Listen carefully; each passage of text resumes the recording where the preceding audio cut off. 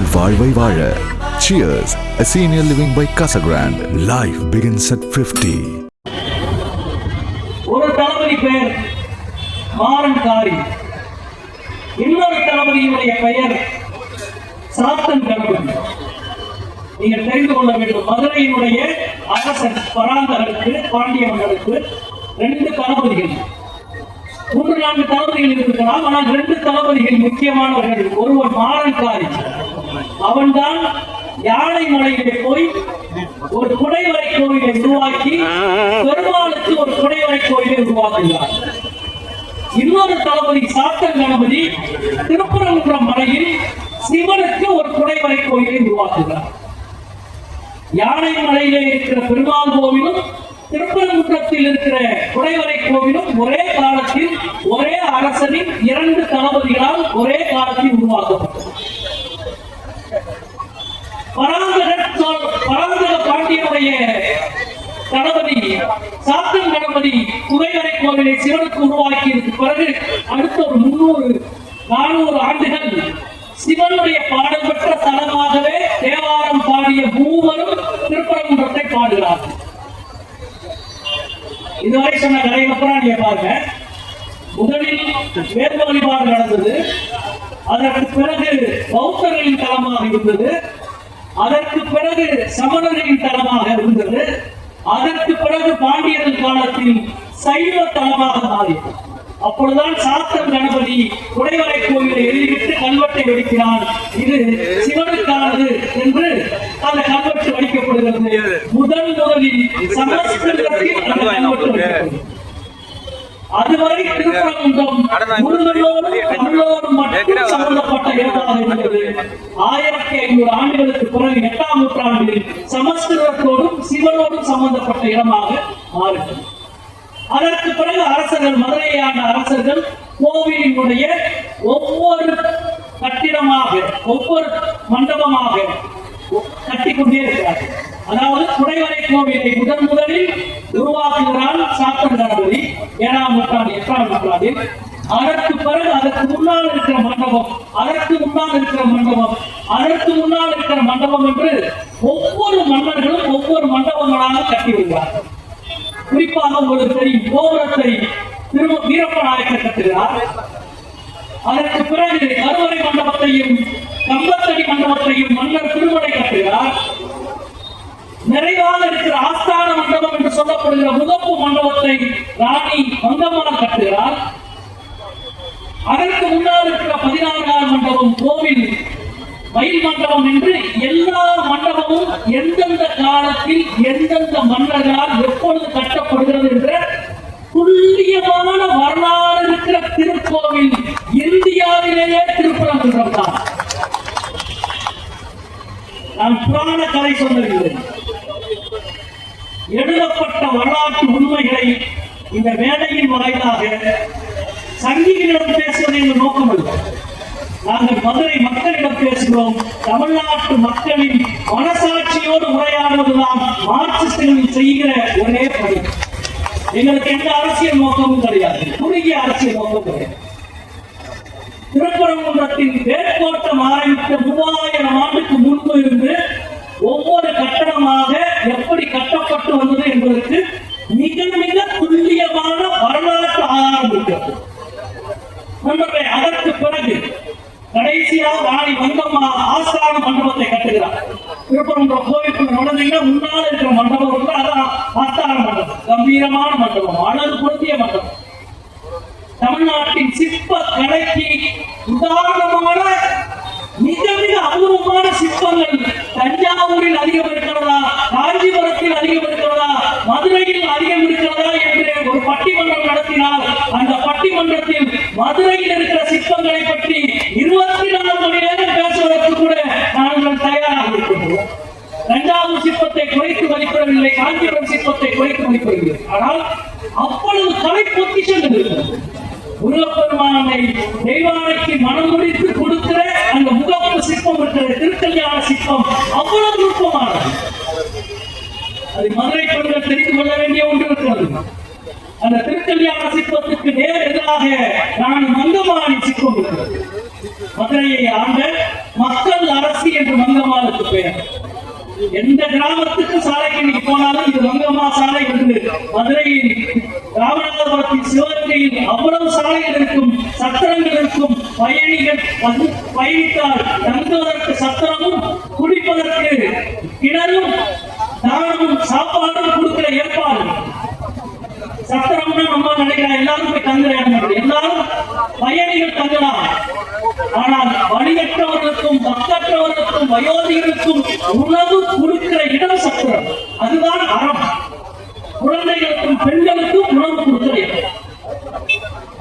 திருக்கல்யாண கோலம் இருக்கிற மண்டப சிலைக்கு நேரெதிராக மங்கம்மாவின் சிலை இருக்கிறது. ராணி மதுரையை பேரரசை ஆட்சி செய்த ராணி மங்கம்மாவின் சிலை இருக்கிறது. அந்த சிலை அவ்வளவு நுட்பமாக வடிக்கப்பட்ட சிலை. ஆனால் அபூர்வம் என்ன தெரியுமா? மங்கம்மாவினுடைய கழுத்தில் ஒரு முத்து மாலை கூட இருக்காது. தமிழ்நாட்டின் சிற்பக்கலை வல்லுநர்கள் எழுதி வைத்திருக்கிறார்கள். ஒரு பேரரசியின் கழுத்தில் முத்து மாலை இல்லாமல் வடிக்கப்பட்டிருக்கிற சிலை அது. நான் பேரரசியாக கூட இருக்கலாம், ஆனால் முத்துக்களின் மீது எனக்கு மோகம் இல்லை என்று சொன்னவன் மங்கம்மாள் என்ற செய்தி அதில் இருக்கிறது என்று சிற்பக்கலை வல்லுநர்கள் சொல்றார்.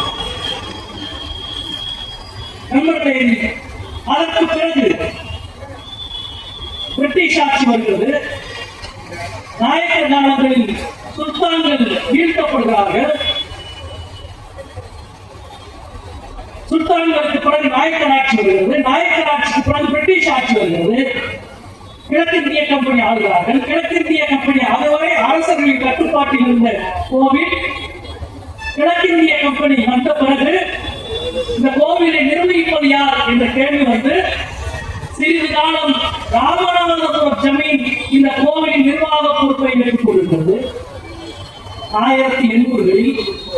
அதற்கு பிறகு சிறிது காலம் மதுரை ஆதீனம் பண்டார சந்நிதி திருப்பரங்குன்றம் கோவில் பொறுப்பை ஏற்றுக்கொண்டு நடத்தியது மதுரை சைவ ஆதீனம். அதற்கு பிறகு கிழக்கிந்திய கம்பெனி நிர்வாக குழு அமைக்கிறது. தொடர்ந்து நிர்வாக குழு செயல்பட்டுக் கொண்டே இருக்கிறது. சுதந்திரத்துக்கு பிறகு தேவஸ்தான போர்டு உருவாக்கப்படுகிறது. 1983 வரை மதுரை மீனாட்சி அம்மன் கோவிலும் திருப்பரங்குன்றம் கோவிலும் ஒரே தேவஸ்தான போர்டின் கீழ் இருக்கிறது. 83க்கு பிறகு திருப்பரங்குன்றம் தனி அறங்காவல் குழுவாக உருவாக்கப்படுகிறது.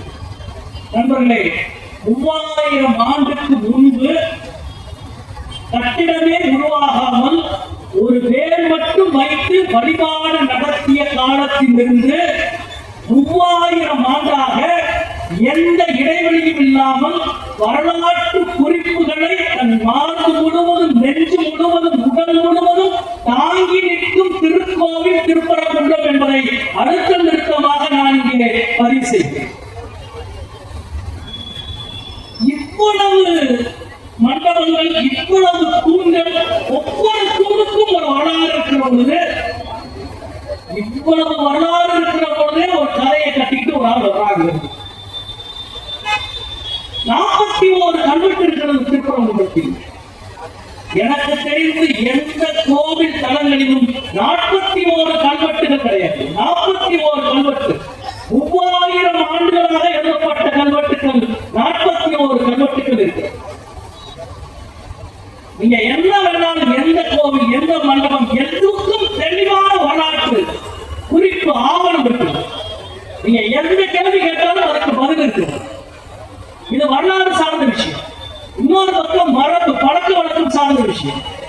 அது என்ன என்று கேட்டால், ஒவ்வொரு சமூகமும் எந்தெந்த பூஜை செய்ய வேண்டும், கோவிலுடைய பணியை எந்தெந்த சமூகம் எவ்வளவு செய்ய வேண்டும், எந்த பணியை செய்ய வேண்டும், அவர்களுக்கு என்ன நிலம், அவர்களுக்கு மானியம் என்ன என்ற ஒரு முழுமையான கட்டுக்கோப்பு பல நூறு ஆண்டாக பல ஆயிரம் ஆண்டாக இருக்கிறது. அதிலும் எந்த குழப்பமும் இல்லை. நண்பர்களே, அதாவது 3000 ஆண்டாக இந்த கோவிலினுடைய நிர்வாகம், கோவிலினுடைய வழிபாட்டு முறை, அதற்கு சமூகங்களுக்கான பங்களிப்பு என்பது மிக தெளிவாக ஒரு முழு ஸ்ட்ரக்சர், முழு கட்டமைப்பு. மீனாட்சி அம்மன் கோவில் அந்த கட்டமைப்பு ஒரு 70 ஆண்டுக்கு முன்பு மாற்றப்பட்டது. ஆலய நுழைவு போராட்டம் நடந்ததை ஒட்டி மீனாட்சி அம்மன் கோவிலுடைய சமூக கட்டமைப்புகளில் நிறைய விஷயங்கள் நடந்ததை நீங்க பார்த்திருக்கீங்க. திருப்பரங்குன்றம் கோவிலில் அந்த மாற்றங்களோ குழப்பங்களோ கூட ஏற்படவில்லை. தெளிவான கட்டமைப்பு முடிவு. திருப்பரங்குன்றம் கோவில்ல எங்க தீபம் போடணும், முருகனுக்கு தீபத்துக்கு திரி எதுன்னு எடுக்கணும், எதுக்கு நெய் என்ன நெய் ஊற்றணும் அப்படின்றது கூட எழுதிருக்கணும். தாமரை உருக்கி நூல் எடுத்து தனிப்பசுவின் நெய்யுருக்கி தூண்டா விளக்கரியில் சுப்பையா சந்நிதியில் என்று எழுதலாம். நூலை எந்த தாமரையிலிருந்து நூலை எடுக்கணும். அந்த நூலுக்கு எண்ணெய்க்கு திரி போடுறதுக்கு எண்ணெய் ஊற்றணும்ல, அந்த நெய்யை எங்க எடுக்கணும்னா பசு மடத்துல இருந்து நெய்யை வாங்கிட்டு வரக்கூடாது.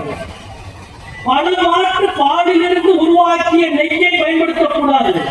தனி பசுவின் நெய்யுருக்கி, தனி பசு திருப்பரங்குன்றம் கோவில் சந்நிதியில் விளக்கேற்றுவதற்கென்று நெய்க்கு ஒரு பசு நேர்ந்து விடப்பட்டு தனி பசுவின் நெய்யுருக்கி அதில் தூண்டாத விளக்கடியும் சுப்பையா சந்நிதியில் நிறைவேற்றும். உங்களுடைய கோவில் கட்டடம் மரபு வழிபாடு எல்லாவற்றுக்கும் மிக மிக தெளிவான பதிவுகள். ஒரு சாதாரண விஷயம் கிடையாது. தமிழ் சமூகத்தினுடைய மிக மிக முக்கியமான வரலாற்று உணர்வினுடைய வெளிப்பாடாக திருப்பரங்குன்றம். கார்த்திகைக்கு வழிபடுவது இன்னைக்கு நேற்றைக்கு கிடையாது. தமிழருடைய அறிவு மரபில் கார்த்திகைக்கு மிக மிக முக்கியமானது இருக்கிறது. கார்த்திகை என்பது ஒரு நட்சத்திர கூட்டம். அந்த நட்சத்திர கூட்டத்தில் 6 நட்சத்திரங்கள் பெரிய நட்சத்திரம்.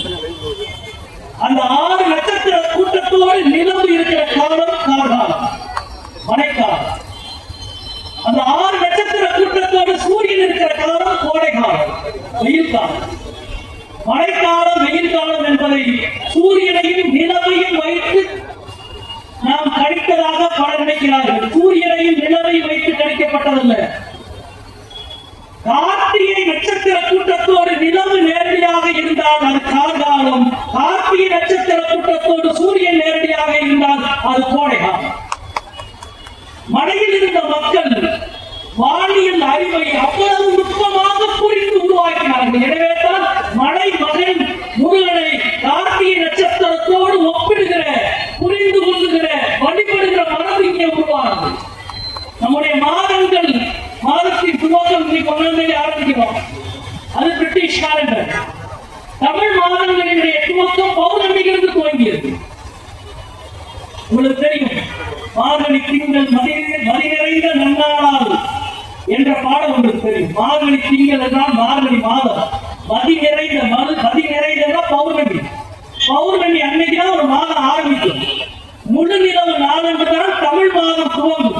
கார்த்திகையின் முழு நிலவு நாளன்று துவங்குகிற தமிழ் மாதத்தில் வழிபடுகிற முருகனுக்கு எங்கே விளக்கேற்ற வேண்டும், என்ன விளக்கேற்ற வேண்டும், என்ன திரி ஏற்ற வேண்டும், திரிக்கு என்ன நெய் வைக்க வேண்டும் என்பது உட்பட தமிழ் சமூகம் எழுதி வைத்து, நம் முன்னோர்கள் எழுதி வைத்து நம்மிடம் கொடுத்திருக்கிறார்கள்.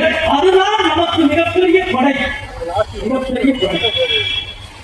சங்கிகள் வட இந்தியாவை போல தமிழ்நாட்டில் வாழாட்ட முடியாததற்கு நாமெல்லாம் காரணம் மட்டுமல்ல, நம் முன்னோர்கள் எழுதி வைத்த வரலாறுதான் முதல் பெரும் காரணம். இவ்வளவு தெளிவாக இருக்கும் பொழுதே இவர்கள் இவ்வளவு தெளிவான வரலாற்றை கொண்ட ஒரு நகரத்தில் சுதந்திரத்திற்கு பிறகு முதலில் பிரச்சனையை எப்பொழுது உருவாக்குகிறார்கள்? 1992 ஆண்டு பாபர் மசூதி இடிக்கப்பட்டது. பாஜக, RSS, VHP கும்பலால். அந்த ஆண்டு இந்து முன்னணியின் தலைவர் ராமகோபாலன் திருப்பரங்குன்றம் மலை உச்சியில் தர்கா அருகில் இருக்கிற தூணிலே தீபம் ஏற்ற வேண்டும் என்று பிரச்சனையை கிளம்புகிறார். திருப்பரங்குன்றத்தில் போராட்டத்தை அறிவிக்கிறார். இந்த அரங்கத்தில் பல தோழர்கள் இருக்கிறோம், நான் உட்பட. அன்றைக்கு எங்கள் கட்சியினுடைய செயலாளராக தோழர் கே கந்தசாமி அவர்கள் திருப்பூர் கொடுத்திருந்தார்கள். எங்கள் முன்னாள் மாவட்ட செயலாளர் தோழர் சி ராமகிருஷ்ணன் அவர்கள், இன்றைக்கு புறநகர் மாவட்ட செயலாளராக இருக்கிற தோழர் கே ராஜேந்திரன் அவர்கள், பல தோழர்கள், சங்கிகள், இந்து முன்னணி திருப்பரங்குன்றத்தில் ஒரு மத கலவரத்தை, மத பிரச்சனையை உருவாக்கிய பொழுது 92 இருந்து 10 ஆண்டு காலம் எந்த சமரசமும் செய்யாமல் சங்கிகளுக்கு எதிராக மகத்தான மக்கள் இயக்கத்தை கட்டி எழுப்பிய கட்சி மார்க்சிஸ்ட் கம்யூனிஸ்ட் கட்சி என்பதை இந்த நேரத்தில் நான் பதிவு செய்ய கடமைப்பட்டேன். நாங்கள் மட்டுமல்ல, மொத்த திருப்பரங்குன்ற மக்களும் எங்களோடு இருந்தார்கள். தவத்திற்கு குன்றக்குடி அடிகளார், இப்பொழுது இருக்கிற பொன்னம்பல சுவாமி அல்ல, இவருக்கு முன்னால் இருந்த தவத்திற்கு குன்றக்குடி அடிகளார். இதே போன்ற உண்ணாவிரதத்தை திருப்பரங்குன்றத்தில் நாங்கள் நடத்தினோம். உண்ணாவிரதத்தை தவத்திற்கு குன்றக்குடி அடிகளார் வந்து துவக்கி வைத்தார். துவக்கும் பொழுது சொன்னார், இது கம்யூனிஸ்ட் நடத்துற உண்ணாவிரதம், பட்டையும் கொட்டையும் போட்டுக்கிற ஒருவனை விடாத எல்லாமா இது நாம நடத்த வேண்டிய உண்ணாவிரதம் என்று சொன்னார் குன்றக்குடி அடிகளார். ஏனென்றால் மீனாட்சிபுரத்தில் மண்டைக்காட்டில் எவ்வளவு பெரிய கொடூர விலையை தமிழர்களுக்கு ஏற்படுத்தி விட்டார்கள் இவர்கள். எனவே அதை போல் நிகழ்ந்துவிடக் கூடாது என்று உண்ணாவிரதம் 10 ஆண்டு 14 ஆண்டு 2007, 8 தான் அந்த உண்ணாவிரதத்தின் பொழுது அந்த பெரிய போராட்டத்தினால் ஏற்பட்ட பிரச்சனைகள், வழக்குகள் எல்லாம் 15 ஆண்டுகள் நடந்து 2007, 8ஆம் ஆண்டு முடிந்தது. 1992 பாபர் மசூதி இடிக்கப்பட்ட பிறகு மீண்டும் இங்கே தூங்க வேண்டும், அதே போன்ற ஒரு கலவரத்தை, அதே போன்ற ஒரு மத பிரச்சனையை உருவாக்கி இந்துக்களினுடைய வாக்குகளினுடைய அரசியலுக்கு அது பயன்படும் என்று தொடர்ந்து முயற்சி செய்த பாஜக, இந்து முன்னணி, வலதுசாரிகள் அதற்கு பிறகு சோர்ந்து கைவிட்டு வெளியேறினார்கள். இது முடிந்தது. இது முதல் பார்ட். செகண்ட் பார்ட் ஒன்று இப்ப ஆரம்பிச்சு. இந்த செகண்ட் பார்ட் எங்க ஆரம்பிக்கிறதா, 2019ஆம் ஆண்டு பாபர் மசூதி ராமஜென்ம பூமி வழக்கில் உச்ச நீதிமன்றத்தினுடைய சிறப்பு அமர்வு கொடுத்த தீர்ப்புக்கு பிறகு ஆரம்பித்தது. பாபர் மசூதி ராமஜென்ம பூமி வழக்கில் உச்ச நீதிமன்றம் தீர்ப்பு கொடுத்ததற்கு பிறகு இந்தியா முழுக்க 2019க்கு பிறகு கடந்த 5 ஆண்டுகளில் வண்ண வழிபாட்டு தலங்கள் சார்ந்த பிரச்சனை நீதிமன்றத்தில் இருப்பது. குறிப்பாக நண்பர்களே, போன 2024-25 மட்டும் 18 வழக்குகள் பதிவு செய்யப்பட்டது.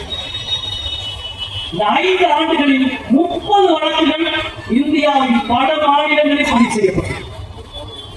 இந்த வழக்குகள் எல்லாம் ஏற்பட்ட ஒரே பேட்டர்ன், ஒரே மாதிரி.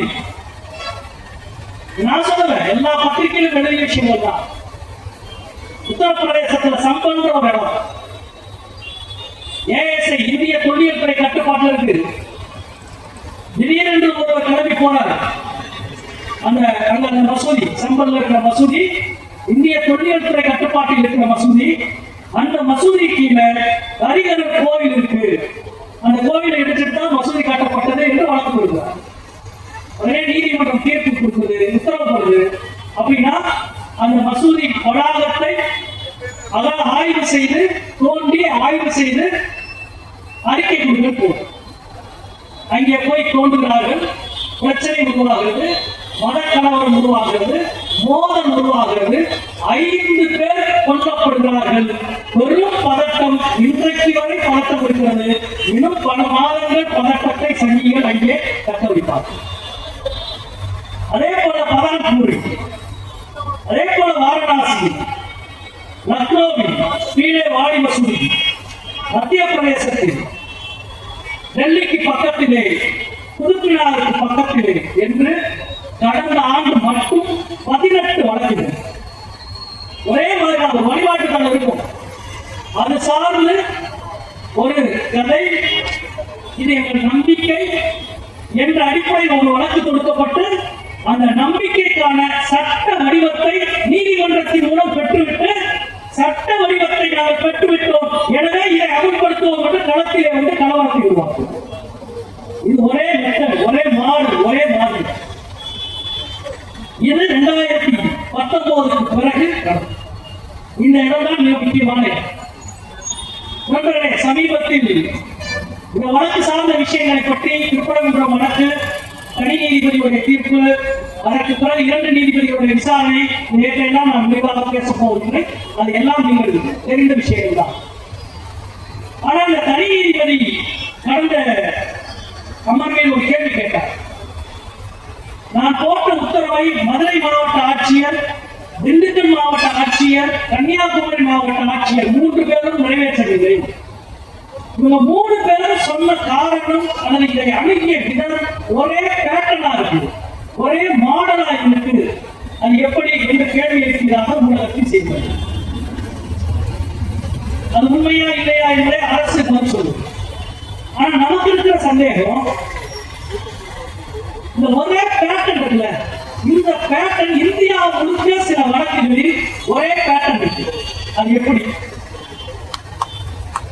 அதாவது இதுவரைக்கும் சுதந்திர இந்தியாவில் 75 வருஷம் வாழ்ந்தவங்க எல்லாரும் இருக்காங்க. நம்ம என்ன, ஒரு ஊர்ல ஒரு சின்ன பிரச்சனை வரும். அந்த பிரச்சனை கலவரமா மாறும். அந்த கலவரத்தை அடக்க காவல்துறை தலையிடும். காவல்துறை தலையிட்டு அதுக்கு பிறகு பெரிய சட்டம் ஒழுங்கு பிரச்சனையா மாறும். அதுக்கு பிறகு வழக்கு பதிவு செய்யப்படும். அதுக்கு பிறகு நீதிமன்றத்தில் வழக்கு நடந்து நீதிமன்றம் ஒரு தீர்ப்பு கொடுக்கும். இதுதான உலக வழக்கம், இதான உலக வழக்கம். இப்ப அப்படியே தலைகீழா நீதிமன்றம் ஒரு தீர்ப்பு கொடுத்த பிறகு ஒரு பிரச்சனை உருவாகும். பிரச்சனை கலவரம் உருவாகும். கலவரத்தை சட்ட ஒழுங்காக கையாள முடியல, சட்ட ஒழுங்குக்காக காவல்துறை நடவடிக்கை எடுக்கும். நீ ஏன் நடவடிக்கை எடுத்தது நீதிமன்றம் காவல்துறையையும் மாவட்ட ஆட்சியரையும் கேள்வி. அது பிரச்சனையில் இருந்து அதை அமைதிப்படுத்த சட்ட நடவடிக்கை, அது சரியா என்பதை விசாரிக்க நீதிமன்றம், அந்த விசாரணையிலிருந்து தீர்ப்பு என்பது தலைகீழாக மாற்றப்பட்டு தீர்ப்பு உருவாக்குகிற பிரச்சனை. அதுதான் உத்தரப்பிரதேசம், அதுதான் மத்திய பிரதேசம், அதுதான் கர்நாடகா, அதுதான் மணிப்பூர், அதுதான் திருப்பரங்குன்றம். நண்பர்களே, மக்களால் உருவாக்கப்பட்ட பிரச்சனை. மக்களுக்கு இந்த பிரச்சனைக்கு சம்பந்தம் கிடையாது. மக்கள் அவர்கள் நம்புகிற வணங்குகிற இறைவனை வணங்கிக் கொண்டிருக்கிறார். நீங்க யோசிச்சு பாருங்க, நீதிமன்றம் வந்து மிக மிக முக்கியமாக இந்த பின்னணியில் தான் ஜூலை மாதம் இந்து முன்னணி முருக பக்தர்கள் மாநாடு என்று ஒரு மாநாட்டை நடத்தினார். அதிகபட்சம் 4 மாசம் 6 மாசம் ஆகும். ஜூலை மாசம் நடத்துறார். அந்த மாநாட்டின் முதல் தீர்மானம் என்ன தெரியுமா? இன்னைக்கும் இணையதளத்தில் இருக்கு, ஊடகங்கள் இருக்கு, பாருங்க. அந்த மாநாட்டின் முதல் தீர்மானம், திருப்பரங்குன்றம் மலை மேல் இருக்கிற மலை உச்சியில், தர்காபுரியில் மலை உச்சியில் இந்த ஆண்டு கார்த்திகை தீபம் ஏற்ற வேண்டும். அதுதான் முருகபக்தர் மாநாட்டில், இந்து முன்னணி மாநாட்டில் போடப்பட்ட முதல் தீர்மானம். இந்த ஆண்டு திருப்பரங்குன்றம் மலை உச்சியில் கார்த்திகை தீபத்தை இந்த அறநிலையத்துறை ஏற்ற வேண்டும். நான் கூட அதிகமான வார்த்தை சொல்றேன். அதுக்கு அவர் ஒரு பொய்யான காரணத்தை சொன்னார். ஏன்னா 94ஆம் ஆண்டு வழக்கிலே நீதிமன்றம் தீர்ப்பு கொடுத்துருச்சு அப்படின்னு ஒரு பொய் வேற.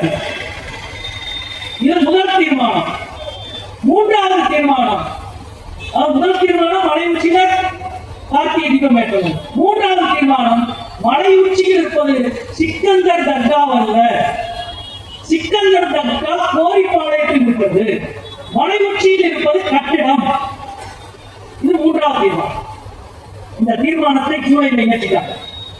சரி, இந்த ஆண்டு கார்த்திகை தீபத்தை என்று தீபம் ஏற்ற வேண்டும் என்று இந்து முன்னணி ஜூலையிலே தீர்மானம் நிறைவேற்றிய பிறகு அவர்கள் நீதிமன்றத்தில் போயிருக்கலாம்ல, போகல.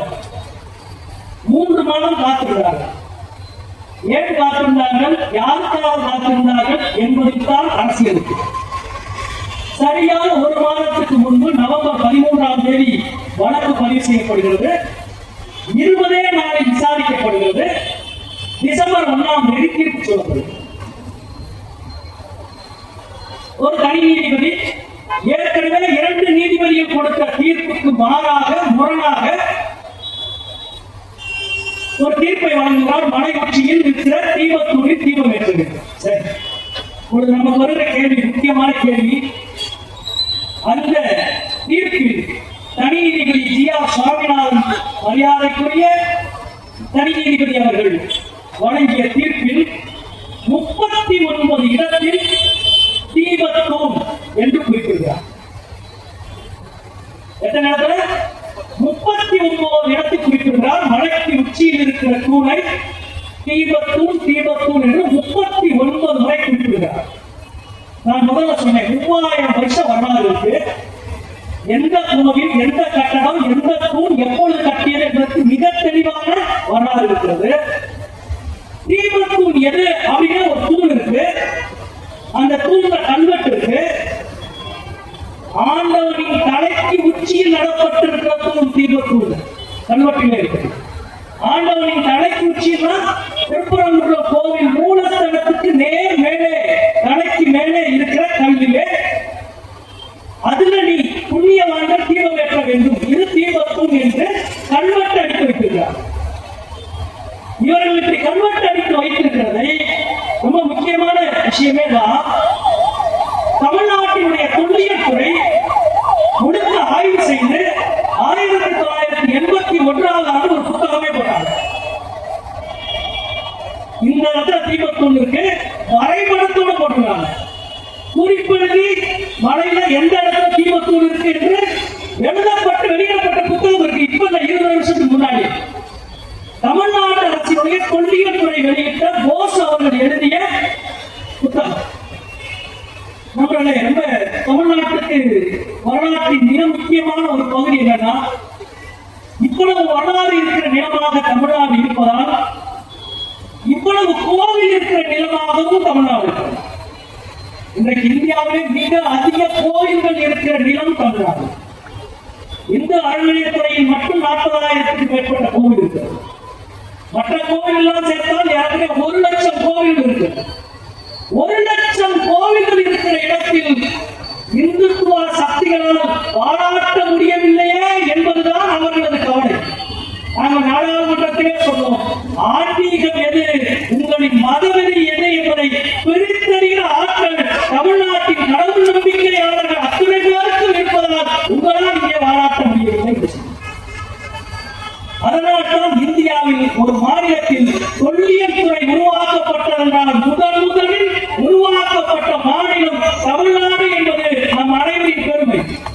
அதே போல அனைத்து கோவில்களும் அறநிலையத்துறையின் கீழ் கொண்டு வந்தது சென்னை ராஜதானி மெட்ராஸ் பிரசிடென்சி. அதனால்தான் இன்றைக்கு தமிழ்நாடு, ஆந்திரா, கேரளா, கர்நாடகா, தெலுங்கானா உள்ளிட்ட தென் மாநிலங்களின் கோவில்கள் அனைத்தும் அறங்காவலர் துறையில் இருக்கிறது.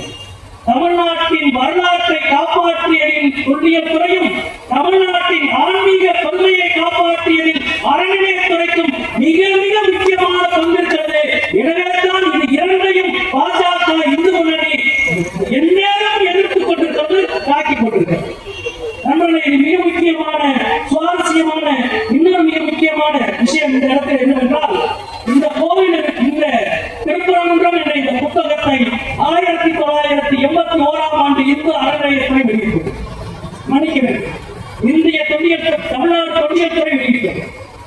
இந்த தொல்லியல் துறை வெளியிட்ட இந்த புத்தகத்தின் ஆசிரியர் போஸ் என்பவர். அதை விட முக்கியமான விஷயம், இந்த தொல்லியல் துறை வெளியிட்ட இந்த புத்தகத்தை பதிப்பித்தவர் மரியாதைக்குரிய தொல்லியலாளர் நாகசாமி. இங்கேதான் வரலாற்றின் சுவாரஸ்யமான முடிச்சிருக்கிறது. இந்த நாகசாமிக்கு போன வருஷம் மோடி அரசு பத்மஸ்ரீ விருது கொடுத்தது. விஷயத்துக்கு போன வருஷம் நாகசாமிக்கு பத்மஸ்ரீ விருது கொடுத்தது. ஏன் பத்மஸ்ரீ விருது கொடுத்துச்சுன்னா, இந்த நாகசாமி தான் ஒரு பெரிய வரலாற்று புரட்டை செய்கிறார். என்னன்னா, திருக்குறள் என்பது சமஸ்கிருதத்தில் எழுதப்பட்ட வேதத்தின் மொழிபெயர்ப்பு என்று புத்தகம் போட்டார். இவ்வளவு விசுவாசமாக இருக்கிற நாகசாமி சும்மா விட முடியுமா?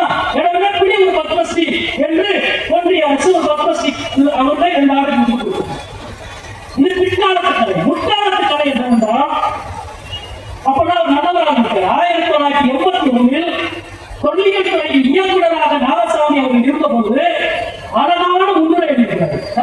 தமிழ்நாட்டுக்கு இவ்வளவு கோவில்கள் இருக்கிறது. கோவிலில் தான் நம் ஆன்மீக மரபு, நம் சிற்ப மரபு, நம் வழிபாட்டு மரபு, நம் பொருளாதார சங்கிலி, நம்முடைய சமூக கட்டமைப்பு எல்லாம் குவித்து கிடக்கிற இடம் கோவில். எனவே கோவில்களை பற்றி தொல்லியல் துறை நிறைய ஆய்வுகளை மேற்கொள்ள வேண்டும் என்று முடிவு செய்து எண்ணற்ற ஆய்வுகள் நடந்தது. அதில் ஒன்றுதான் திருப்பரங்குன்றம் கோவிலை பற்றி போஸ் எழுதிய ஆய்வு, அழகர் கோவிலை பற்றி பேராசிரியர் தோப்பா அவர்கள் எழுதிய ஆய்வு, நெல்லையப்பர் கோவிலை பற்றி எழுதிய ஆய்வு, திருச்செந்தூர் கோவிலை பற்றி எழுதப்பட்ட ஆய்வு, தஞ்சாவூர் கோவிலை பற்றி எழுதப்பட்ட ஆய்வு, காஞ்சிபுரம் கோவிலை பற்றி எழுதப்பட்ட ஆய்வு, இவை அத்துணை ஆய்வுகளையும் நடத்தி இருப்பது பல்கலைக்கழகங்கள், அறிவுத்துறை நிர்வாகம், அறிவுத்துறை நிறுவனம். எவ்வளவு பெரிய பொக்கிஷங்களை உருவாக்கி வச்சிருக்காங்க நண்பர்களே. இவ்வளவு பொக்கிஷங்களையும் உருவாக்கி வைத்திருக்கிற இந்த பின்னணியில் தான் இன்றைக்கு இந்த நாகசாமி தான் அதில் எழுதியிருக்கிறார். இவ்வளவு அந்த நாகசாமி பதிப்பித்த அந்த புத்தகத்தில் தான் தீபத்தூர் எது, அங்கே தீபம் ஏற்ற வேண்டும், புண்ணியவான்கள் தீபம் ஏற்ற வேண்டும், அந்த தீபத்துக்கு திரி என்ன, நெய் என்ன என்பது உள்ளிட்ட விஷயங்கள் அது தெளிவாக இருக்கிறது. நம்மளே ஒருவர் கேட்கிறார் என்பதற்காக எந்த ஒரு நம்பிக்கையின் பெயரில் ஒரு தீர்ப்பை கொடுப்பதாக இருந்தால் அதற்கு என்ன முடிவு இருக்கிறது? இந்த கேள்வி இருக்கிறதா இல்லையா? இவர்களது நோக்கம், உண்மையிலேயே இவர்களது நோக்கம் என்ன? கூறத்தாழ்வாரினுடைய ஒரு பாடல் இருக்கிறது, தீபம் ஏற்றுவதை பற்றி கூறத்தாழ்வாரினுடைய ஒரு மிகச்சிறந்த பாடல். அன்பே தகையாய், ஆர்வமே நெய்யாக, இன்புருக சிந்த விடுதலையாக, நம்புருக ஞான சுடவிளக்கே என்ற ஒரு பாடல். அன்பே தகுதி, ஆர்வமே நெய், இன்புருக சிந்தனையே நெறி. அதான் தீபம், ஆன்மீகம். இவருக்கு அன்பு தகை அல்ல, அடிதடியாக இவருக்கு தகை. ஆர்வம் அல்ல இவர்களுக்கு, கழகம் தான் இவர்கள் நோக்கம். சிந்தனையும் இன்புற்ற சிந்தனை அல்ல, ஆன்மீகத்திற்கு அடிப்படை இன்புற்ற சிந்தனை என்று சொல்கிறார்கள். இன்புற்ற சிந்தனை அல்ல, இந்துத்துவ சிந்தனை தான் இவர்கள். இதுதான் இது இரண்டுக்கும் இருக்கிற வித்தியாசம். எனவே இவ்வளவு வரலாற்று பெருமை இருக்கிற இந்த ஊரில் வரலாற்றை திரிக்கிற வேலையை இன்றைக்கு எப்படி செய்கிறார்கள் என்று பார்க்கிறோம். இது நமக்கு பெரிய அதிர்ச்சி. அதிமுக செயல்பாடு கூட்டணி வச்சுக்கலாம், தேர்தலில் இடம் சீட்டு பிடிச்சுக்கலாம், போட்டியிடலாம் என்பது.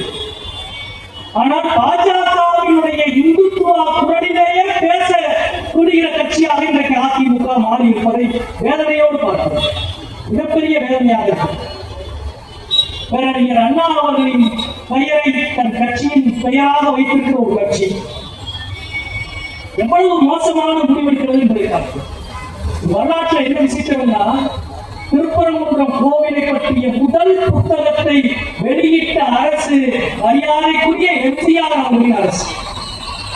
81 தொல்லியல் துறை வெளியிட்ட பொழுது தமிழ்நாட்டின் முதலமைச்சர் எம்ஜிஆர் அவர்கள், அவருடைய வாழ்த்தோடு தான் அந்த புத்தகம் வெளிவருகிறது. மாண்புமிகு எம்ஜிஆர் அவர்கள் முதலமைச்சராக இருந்தபோதுதான் தீபத்தூர் என்பது எது என்பதற்கு இலக்கணம் வகுக்கப்பட்டு புத்தகம் பிரித்தாகி தமிழக அரசு வெளியிட்டிருக்கிறது. எம்ஜிஆரை விட சிறந்த நிர்வாகியா எடப்பாடி? எம்ஜிஆர் இருக்கிற கடவுள் பக்தியை விட எடப்பாடிக்கு அதிக கடவுள் பக்தி இருந்ததா? மரியாதைக்குரிய எம்ஜிஆரின் அரசு சொந்த முடிவுக்கு எதிராக நீங்கள் செயல்பட்டால் அதிமுக எம்ஜிஆரின் விசுவாசி அல்ல, மோடி அமித்ஷாவின் விசுவாசி எடப்பாடி என்று மக்கள் உங்களை மாறி உரிவார்கள். அது மட்டுமல்ல, இந்த வழக்கு மீண்டும் வருகிறது 94. நான் முதல் குறிப்பிட்ட 92 காவல் வசதி இடிக்கப்பட்ட பிறகு திருப்பரங்குன்றத்தில் கணவன் தமிழ்நாடு முற்போக்கு எழுத்தாளர் சங்கத்தின் சார்பாக அவ்வளவு பெரிய இயக்கம். அன்றைக்கு எங்கள் பொதுச் செயலாளராக இருந்த இங்கே பேராசிரியர் அருணன் கதிரேசன் அவர்கள் அந்த போராட்டத்தை நான் முதலிலே சொன்னேன், குன்றக்குடி அடிகளார் அவர்கள் துவக்கி வைத்தார். பேராசிரியர் அருணன் அவர்கள் அந்த உண்ணாவிரத போராட்டத்தை முடித்து வைத்தார் என்பதை இந்த நேரத்தில் வரலாற்று பெருமையோடு இங்கே பதிவு செய்ய வேண்டும் என்று நான் நினைக்கிறேன்.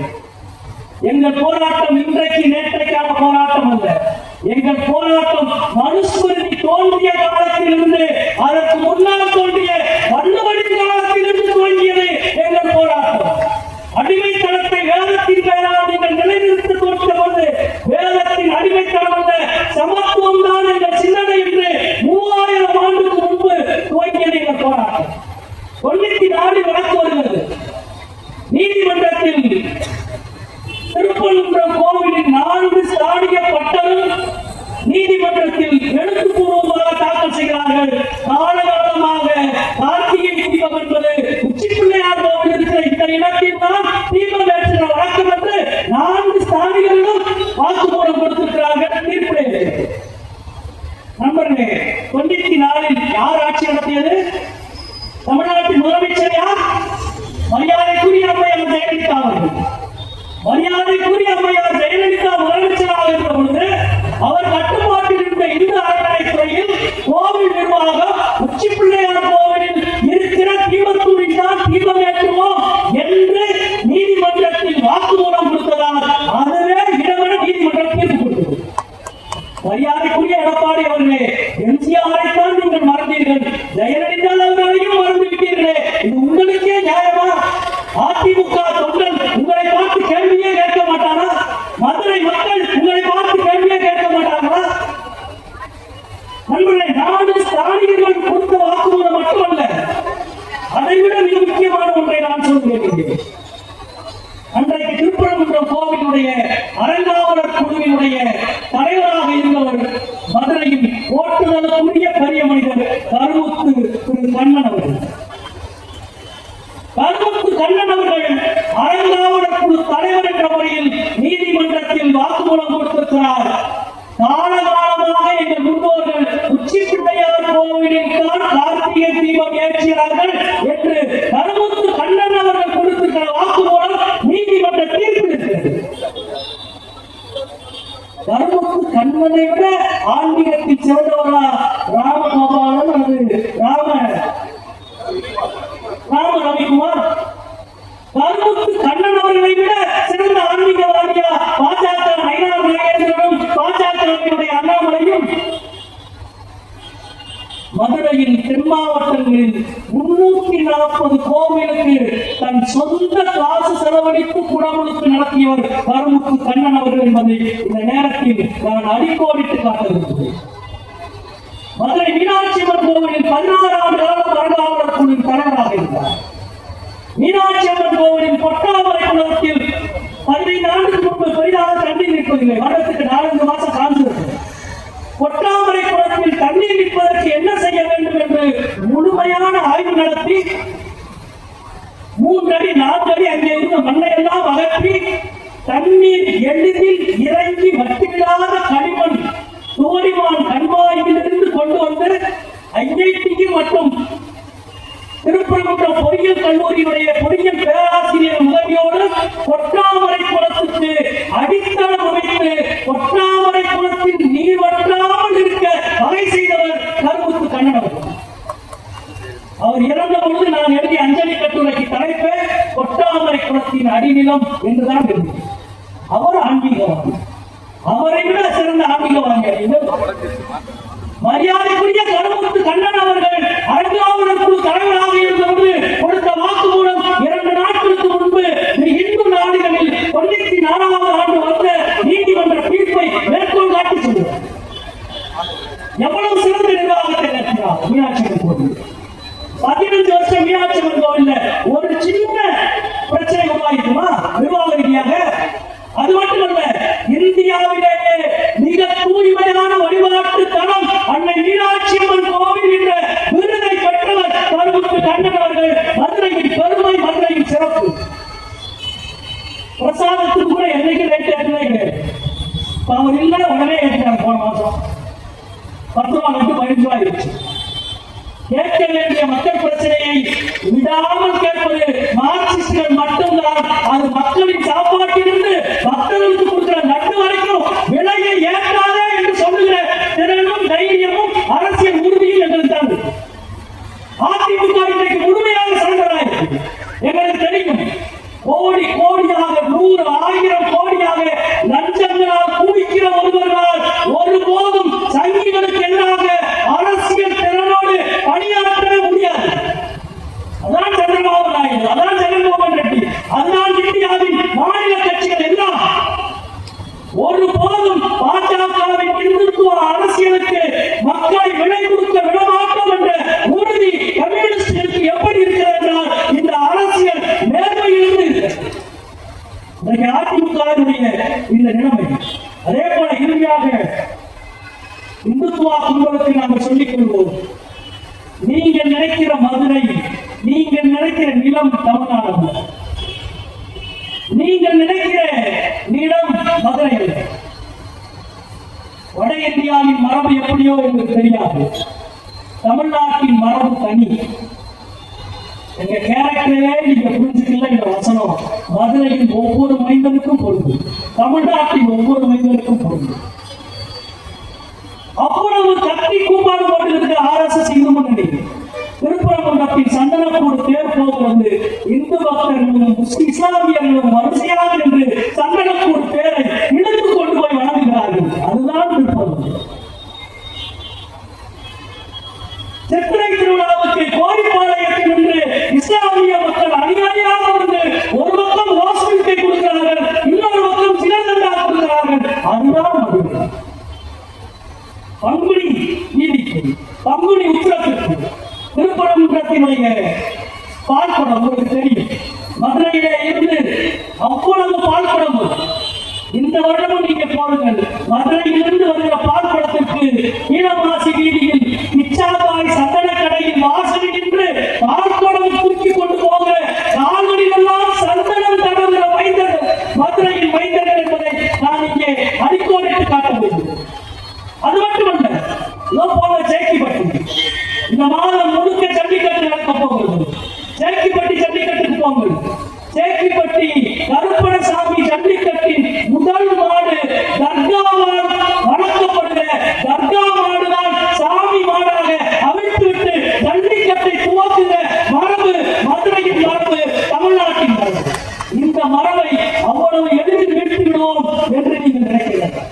நண்பர்களே, இறுதியாக பாஜகவுக்கு, மதுரை மக்களுக்கு நாங்கள் சொல்லிக்கொள்ள விரும்புவது, மதுரையினுடைய மார்க்சிஸ்ட் கட்சியின் ஊழியர் என்ற முறையிலும் மதுரையின் நாடாளுமன்ற உறுப்பினர் என்ற முறையிலும் இந்த வழக்கு நீதிமன்றத்தில் நடந்து அரசு பதில் சொல்லி மீண்டும் நீதிமன்ற உத்தரவுகள் நடைமுறைகளாக மட்டுமே இருந்திருந்தால் இந்த கூட்டமே நாங்கள் நடத்தியிருக்க மாட்டோம்.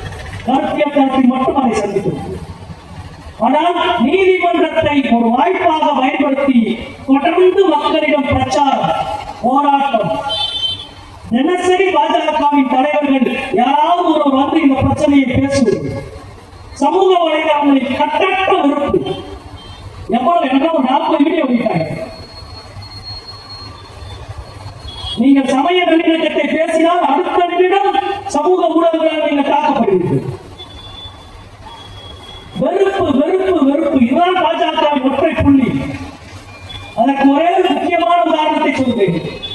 திருப்பரங்குன்றம் பிரச்சனையை ஒட்டி நாடாளுமன்றத்தில் விவாதம் நடந்தது. விவாதத்தில் நான் பேசினேன். திராவிட முன்னேற்ற கழகத்தின் சார்பில் தென்காசி MP அவர்கள் பேசினார்கள். திமுகவினுடைய மூத்த தலைவர் மரியாதைக்குரிய அண்ணன் TR பாலு அவர்கள் பேசினார்கள். பல நாடாளுமன்ற உறுப்பினர்கள் பேசினோம். அக்கறையோடு பேசினோம். அமைதியை வலியுறுத்தி பேசினோம். அமைதியாக இருக்கிற நிலத்தில் பிரச்சனையை உருவாக்குகிற இந்த கும்பலினுடைய அரசியலை பற்றி பேசினோம். ஆனால் பாஜக சார்பில் யார் பேசினார் தெரியுமா? மதுரை மக்கள் தெரிந்து கொள்ள வேண்டும்.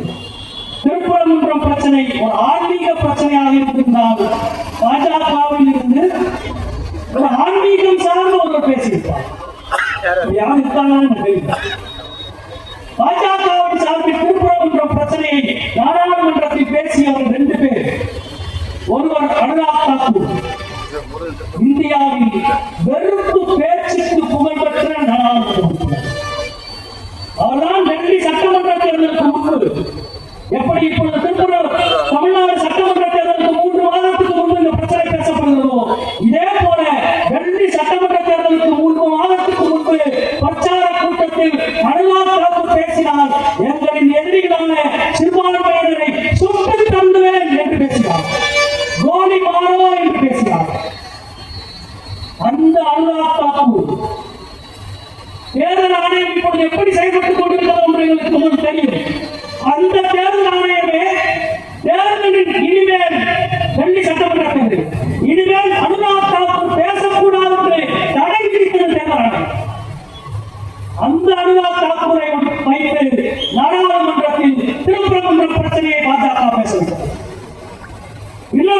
தெரியுமா? தேஜஸ்வி சூர்யா. வெறுப்பு பேச்சுக்கு உதாரணம் தேஜஸ்வி சூர்யாவின் பேச்சுக்கள். கோவிட் காலத்தில் மருத்துவமனைக்குள்ளே போய் இது என்ன மருத்துவமனையா அல்லது மரணவாசமா என்று கேட்டவர் தேஜஸ்வி சூர்யா. அவருடைய ட்விட்டர் பக்கத்தில் சிறுபான்மையினரை எவ்வளவு மோசமாக எழுதியிருக்கிறார்கள் பாருங்கள். இதே தேர்தல் ஆணையம் தேஜஸ்வி சூர்யா தேர்தலில் பிரச்சாரம் செய்யக்கூடாது என்று தடை விதித்தது. தேர்தலில் பிரச்சாரம் செய்யக்கூடாது என்று தடை விதிக்கப்பட்ட அளவுக்கு வெறுப்பை உமிழ்ந்த அனுராக் தாக்கூரையும் தேஜஸ்வி சூர்யாவையும் திருப்பரங்குன்றம் பிரச்சனையை வைத்து நாடாளுமன்றத்தில் பாஜக பேசுகிறது என்றால் பாஜகவின் நோக்கம் வெறுப்பும் பகைமையும் மோதலும் வன்முறையும் தான். நாங்கள் சொல்லவில்லை, அவர்கள் இதை செய்யவில்லை. இதுதான் பாஜகவின் நோக்கம். இந்த நோக்கத்தை நாம் புரிந்து கொள்ள வேண்டும். இந்த நோக்கத்தினுடைய உண்மையை நாம் புரிந்து கொள்ள வேண்டும். இவர்களுக்கு இது ஒரு ஆன்மீக விஷயம் அல்ல. காலகாலமாக தீபம் ஏற்றப்படுகிறது, மக்கள் வணங்குகிறார்கள். ஆகம விதி, கோவில் மரபு, கோவில் பழக்கம், கோவில் நடைமுறை என்று வழிவழிவந்த மரபு பின்பற்றப்படுகிறது. ஆனால் திடீரென்று ஒன்றை இவர்கள் உருவாக்குவதன் மூலம் ஒரு கலவரத்தை உருவாக்குகிறார்கள். இன்னொரு பக்கம் மதுரையின் உண்மையான தேவை இங்கே போனெல்லாம் குறிப்பிட்டதை போல எய்ம்ஸ், மெட்ரோ, நெய்பர், கீழடி அகழாய்வு முடிவுகள், ரயில்வே திட்ட மேம்பாடு, மதுரையுடைய விமான நிலைய சர்வதேச விமான நிலையமாக்கல் என்று எல்லாவற்றையும் புறந்தள்ளிவிட்டு இன்னொரு பக்கம் கொண்டு போய் நிற்கிறார்கள். மதுரை மக்களுக்கு நண்பர்களை சாதாரணமான எளிய உழைப்பாளி மக்கள், நடுத்தர மக்கள், அன்புமயமான மக்கள், சாதாரண மக்களை ரத்தம் குடிக்கும் மனிதர்களாக மாற்றுவதுதான் பாசிசம். உண்மைதான். ரம்ஜானுக்கு பிரியாணி வாங்கி கொடுத்து, கிறிஸ்துமஸுக்கு கேக் வாங்கி சாப்பிட்டு, பொங்கலை நம்முடைய புதூர் சர்ச்சில் பொங்கல் கொண்டாடி எல்லாரும் ஒன்றாக இருந்து இருக்கிற போது இந்த நட்பை, தோழமையை, அன்பை உருக்கி வெறுப்பை உருவாக்குவதுதான் பாசிசம். இதை நம்மால் இனங்காண முடியுமா என்றால் முடியும். 2000 வருடம் இதை போன்ற பல மதவெறி சக்திகளை எதிர்த்து தலை கண்டு தன்னை நிலைநிறுத்திய நகரம்தான் மதுரை என்பதுதான் நமது தனித்துவமான உத்திரம். ஆட்சியில உட்கார்ந்தா, நாட்காலில் இருந்தா, நீ சொன்ன தீர்ப்பை நான் ஏற்றுக்கொள்ள நினைச்சியா என்று நீ தீர்ப்பை அந்த நாட்காலியை, அந்த அரண்மனை என்ற ஒட்டுமொத்த தலைநகரத்தையே எரித்த கண்ணகிரி மதுரை இந்த மதுரை என்பதை மறந்துவிடாதீர்கள். நீ இறைவனே ஆனாலும் நீ சொன்னால் தவறு தவறுதான் என்று எந்த முருகனை பாடிய நக்கீரன் பாடிய மதுரை இது. நெற்றிக்கண்ணை திறப்பிடும் குற்றம் குற்றமே என்று பேசிய மதுரை. 12 ஆண்டுகள் பிரதமராக இந்தியாவின் நாட்காலியில் இருக்கிற RSS பாஜக எது நினைத்தாலும் நடக்கிற களமல்ல மதுரை. மதுரை மக்களுக்கு நாங்கள் மீண்டும் மீண்டும் சொல்லிக் கொள்வது, இந்த பிரச்சனை மூலம், இந்த பிரச்சனையை புதிதாக நினைக்கிறார்கள், இதை பிரச்சனை ஆக்குகிறார்கள். யாருக்கும் எதிரான பிரச்சனையாக ஆக்குகிறார்கள். இந்துக்கும் இஸ்லாமியருக்குமான பிரச்சனையாக மாற்றுகிறார்கள். கிடையவே கிடையாது. இது இந்துக்களுக்கும் இஸ்லாமியருக்குமான பிரச்சனை அல்ல. மதவெறியர்களுக்கும் சமயச்சார்பற்ற அரசியல்வாதிகளுக்கும் நடுவே நடக்கிற பிரச்சனை. ரத்தம் குடிக்கிற மதவெறியர்களுக்கும் அன்புமயமான மனிதர்களுக்கும் இடையிலே நடக்கிற பிரச்சனை. நேரடியாக சொல்வதாக இருந்தால் மோடி, அமித்ஷா கூட்டத்திற்கும் மதுரை மக்களுக்கும் இடையிலே